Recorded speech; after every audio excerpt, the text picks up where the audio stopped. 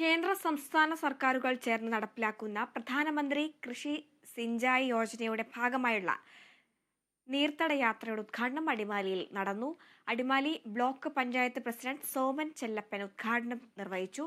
വിപുലമായ പരിപാടികളാണ് നീർത്തടയാത്രയുടെ ഭാഗമായി ക്രമീകരിച്ചിട്ടുള്ളത്.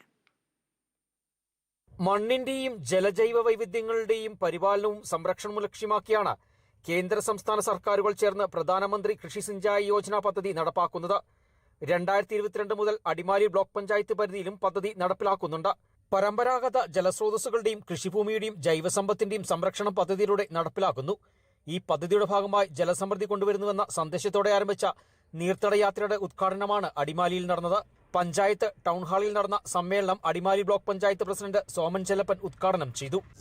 കേന്ദ്ര സർക്കാരിന്റെ പദ്ധതിയിലും പോകാനായിട്ട് നമുക്കിവിടെ ഈ പദ്ധതി നടപ്പിലാക്കാൻ കഴിയുന്നില്ല തന്നെ ഏറെ സന്തോഷമാണ്. കാരണം ബ്ലോക്ക് പഞ്ചായത്ത് മെമ്പർമാരെ സംബന്ധിച്ചിടത്തോളം വ്യക്തിഗത ആനുകൂല്യം കൊടുക്കാൻ കഴിയില്ല എങ്കിൽ പോലും ഈ പദ്ധതിയോടുകൂടി തന്നെ നമ്മുടെ ഈ ഗ്രാമങ്ങളിലുള്ള ആളുകൾക്ക് അല്ലെങ്കിൽ പ്രത്യേകിച്ച് സ്ത്രീകൾക്ക് ഏറ്റവും കൂടുതൽ പ്രയോജനപ്പെടുന്ന പദ്ധതികൾ തന്നെയാണ് ഇതിലൂടെ നമ്മളിവിടെ നടപ്പിലാക്കാൻ കഴിയുന്നത്.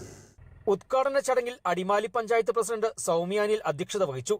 Block panchayat vice president Shandy Baby, ഗ്രാമപഞ്ചായത്ത് വൈസ് പ്രസിഡന്റ് അനസ് ഇബ്രാഹിം, മറ്റു ത്രിതല പഞ്ചായത്ത് അംഗങ്ങൾ, വിവിധ ഉദ്യോഗസ്ഥ പ്രതിനിധികൾ, നീർത്തട കമ്മിറ്റി അംഗങ്ങൾ തുടങ്ങിയവർ പങ്കെടുത്തു. ചടങ്ങിൽ സബ്സിഡി വിതരണോദ്ഘാടനവും അവാർഡ് വിതരണവും പദ്ധതി അനുഭവവും പങ്കിടലും നടന്നു.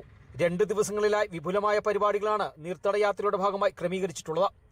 Kerala vision news, Idukki.